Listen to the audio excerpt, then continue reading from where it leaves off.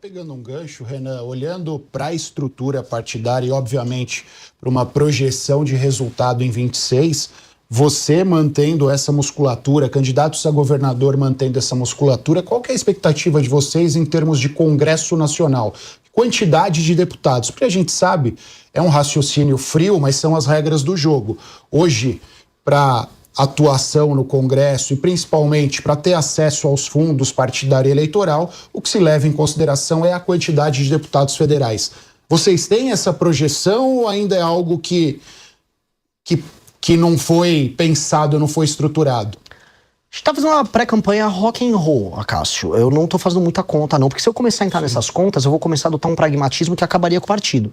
Porque os partidos hoje, né, pra pessoa que está nos assistindo, existe uma coisa que chama cláusula de barreira, e o dinheiro dos partidos, o fundo partidário e o fundo eleitoral, ele é condicionado mediante o número de votos que você faz para deputado. Por isso que tá o Valdemar, o mesmo Zé Dirceu lá no PT, todo mundo tá fazendo conta para eleger deputado. Nós não estamos nisso. Porque eu penso o seguinte, cara, eu não vou vender a mãe para passar da cláusula de barreira. Eu tô construindo um partido, eu não tô construindo uma legenda.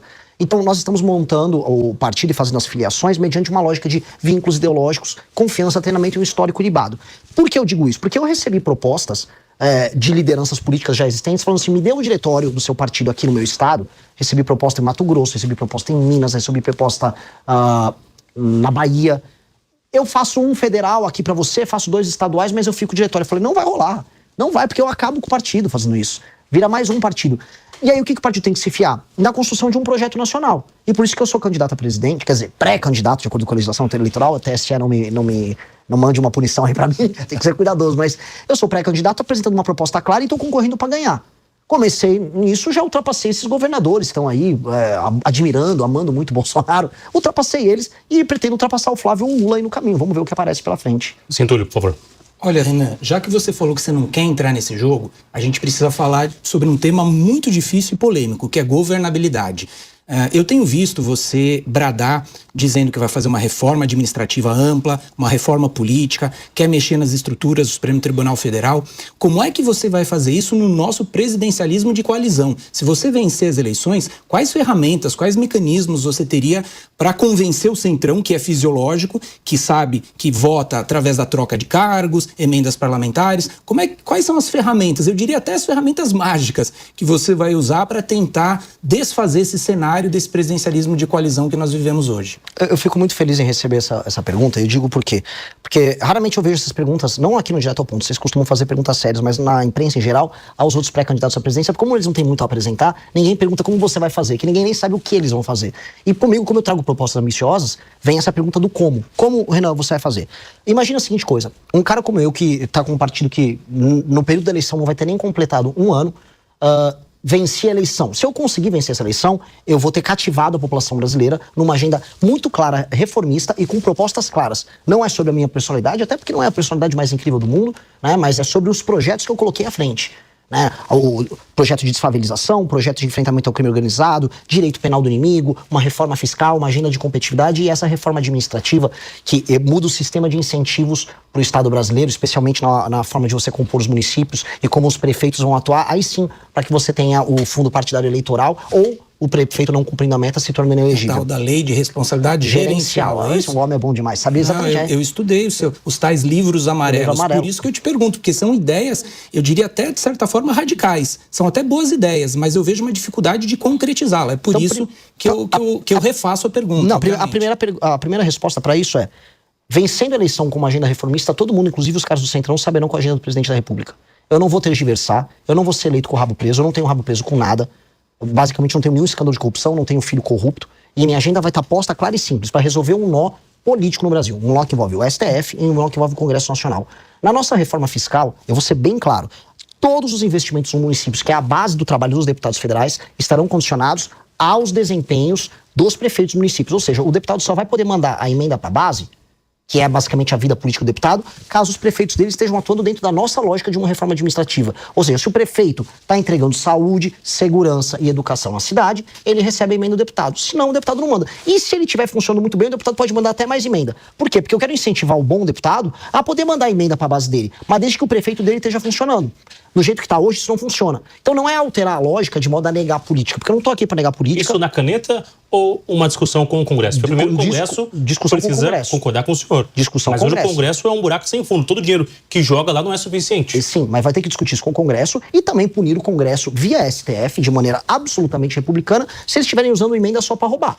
Hoje o ministro Flávio Dino, alguém que eu tenho as mais profundas discordâncias do ponto de vista ideológico, está indo para cima do Congresso Nacional por conta de desvio de dinheiro de emenda. Pois bem, a Polícia Federal, assim como tem que ir para cima do escândalo do Master e do escândalo do INSS, também tem que ir para cima dos políticos que estão desviando emenda. O escândalo do orçamento secreto, no fundo, é um escândalo que envolve bilhões todos os anos no orçamento nacional. As emendas hoje estão ultrapassando a casa dos 50, 60 bilhões todos os anos e boa parte delas, sejamos sinceros, é usada para desvio de dinheiro, para fazer caixa 2 para a campanha deles. Então, assim, nós queremos fazer as coisas na boa intenção, com um projeto, no amor, mas se precisar também ter fiscalização muito dura, e tem que ter, eles vão sentir o peso da lei. Do jeito que está hoje, um deputado federal não se responsabiliza pelos seus atos, desvia emenda como quer e coloca uma faca no pescoço da presidência da República. Isso tem que ser reorganizado. E essa será uma presidência da República que vai reorganizar esse jogo.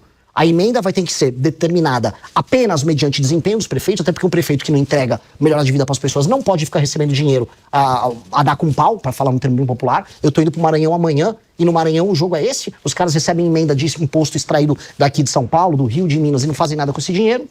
E no fim do dia nem ligam. Então isso vai precisar ser dimensionado. E vai ser uma presidência da República focada nisso. Eu vou compor com os partidos, eu não tenho problema nenhum em chamar o Kassab e falar, me dá o Caiado para ser ministro do meu governo.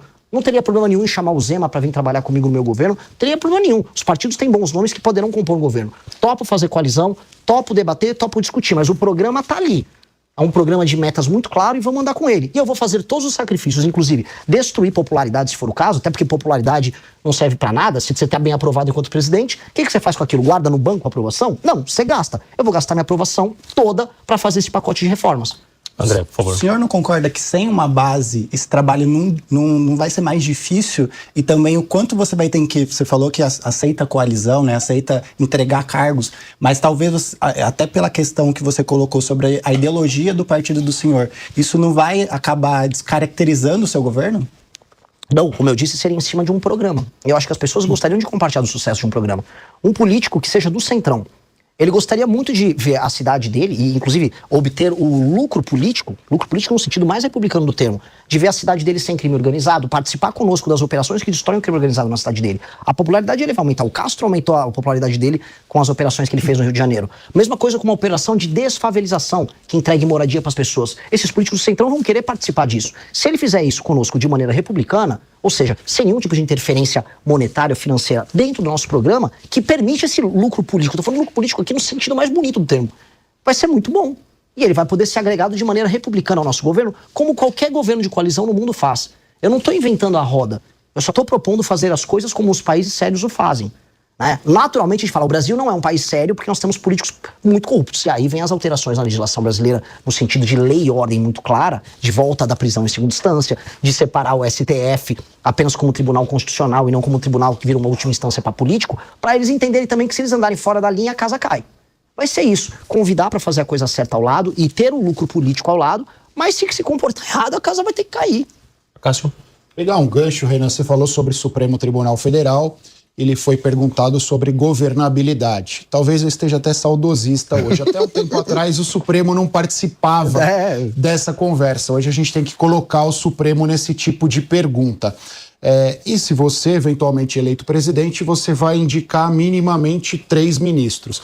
Então eu gostaria que você falasse desta relação do Supremo, como você vê a relação do Executivo com o Supremo e quais seriam, óbvio que é cedo, mas qual é o perfil desejado para as eventuais indicações de ministros? Começar pelo final, tá? Perfil essencialmente técnico e um perfil constitucionalista, um perfil defensor de um padrão, vamos dizer, legalista, estrito dentro do texto legal da Constituição e não inovador. Não adeptos do tal do neoconstitucionalismo, como é o Barroso, e como vários ministros se aproveitaram para poder fazer negócios dizendo que era neoconstitucionalismo. Então, ministros que defendem o seguinte, é o que está na Constituição e apenas o que está na Constituição e não vão ficar fazendo grandes inovações por aqui, como a gente assiste. Inovações que sempre terminam, por exemplo, na redução das liberdades dos brasileiros ou interferência nos negócios, em nome de ONGs internacionais. Infelizmente, preciso colocar isso aqui. Paralelamente, a gente sabe que o STF se tornou um poder por si só. E aí a gente tem que ter uma série de medidas que recoloquem o STF dentro da caixa. E eu volto a colocar o ponto que eu trouxe na pergunta do nosso amigo aqui. O que acontece? Eu serei eleito dentro de uma agenda que responde à crise. A agenda de resposta da crise, caso o eleitor fale, é o Renan, é uma agenda, portanto, de recolocar o STF dentro de, vamos dizer, do seu papel institucional clássico. Então, você não vai poder mais viver de 83% de decisões monocráticas como temos no STF hoje. Nós temos que ter limite para as decisões monocráticas. Mesma coisa para aquele período bizarro em que um ministro pede vistas e fica segurando um processo. Ministros têm que ser proibidos de terem escritórios ligados a familiares e amigos atuando junto com eles. Nós temos que ter uma corte pequena e específica, feita por sorteio de desembargadores ou critério que seja decidido, para cuidar dos casos que envolvam deputados e senadores, para que eles não fiquem à mercê do STF. São medidas simples, fim das decisões monocráticas, eu tinha citado, mas são medidas simples e diretas que recolocam o STF no papel constitucional. E uma delas, inclusive, é o filtro de entrada, que faz com que no Brasil a gente tenha cerca de 8 mil ações que vão parar no STF, enquanto que nos Estados Unidos são apenas 50. Se a gente faz esse filtro de entrada, a matéria é apenas constitucional, aí sim a gente começa a recolocar ele no lugar dele. Seria uma pauta central nossa, até porque nós temos um país em que o poder executivo não existe. O orçamento é executado pelo legislativo e as grandes pautas nacionais são decididas pelo judiciário. Eu serei um presidente que vai cumprir este papel. Terei sido eleito para isso. Então, eu só gostaria de lembrar, hoje eu tenho um partido que tem 5 meses de idade. Se eu for eleito à presidência, eu não terei mais apenas um partido pequeno. Eu vou para lá com pelo menos 100 deputados, e mesmo os deputados do Centrão e da direita que ganharem vão ser pautados os meus argumentos. Então, será um jogo diferente. O senhor faz uma fala também sobre o Supremo, para já colar o assunto, a atuação do ministro Alexandre de Moraes. O senhor defende um formato ali de atuação do ministro Alexandre para combater o crime organizado. Seria essa ideia? De que forma que seria a atuação do ministro Alexandre, de alguma forma do Supremo, para conseguir combater o crime? O que é exatamente? Qual a receita que o ministro tem usado? Isso é uma provocação ao ministro Alexandre de Moraes sobre o direito penal do inimigo. E qual é a provocação, né? Veja, quando a gente fala em direito penal do inimigo, que significa ter uma legislação especial que retira certos direitos de defesa de um faccionado entendido aqui como praticamente um terrorista, uma pessoa que nega o Estado democrático de direito, que reiteradamente comete crimes que violam direitos humanos, como é um membro do PCC, um membro do Comando Vermelho, se você vai ver entre os juristas, a comunidade jurídica brasileira, não, isso é um absurdo, isso é uma exceção. Aí beleza, eu ouço isso dos juristas, e já ouvi de ministro do STF. Só que quando o Alexandre de Moraes cria ele próprio um regime de exceção para bolsonaristas, e aí essas pessoas têm os direitos de defesa dela mitigados, ou seja, diminuídos, aí tá tudo bem, aí é defesa da democracia. O que eu tô propondo é assim, e se eu aplicasse o método do Xandão, que é o direito penal do inimigo em parte, né, como eu tô fazendo uma analogia, aos faccionados? Se o tipo de julgamento que aquelas pessoas que foram presas por conta do dia 8 fosse aplicado pelos presos do Comando Vermelho, eu gosto desse método. Eu deixaria ainda mais grave, eu deixaria ainda mais duro, ainda mais pesado. Então eu deixo isso como provocação para a comunidade jurídica brasileira, que ficou aplaudindo Alexandre de Moraes, mas quando a gente fala em implementar medidas duras contra bandidos, aí são contra. Falou engraçado, né? Interessante. Não é no mínimo incoerente, né, por parte dessas pessoas. Então é uma provocação que eu faço bem clara e bem direta, e que faz sentido. Gostou desse corte? Assista às lives diárias no canal MB Live TV. E para mais cortes como esse, se inscreva no Rabo da Onça e fique por dentro das novidades da missão.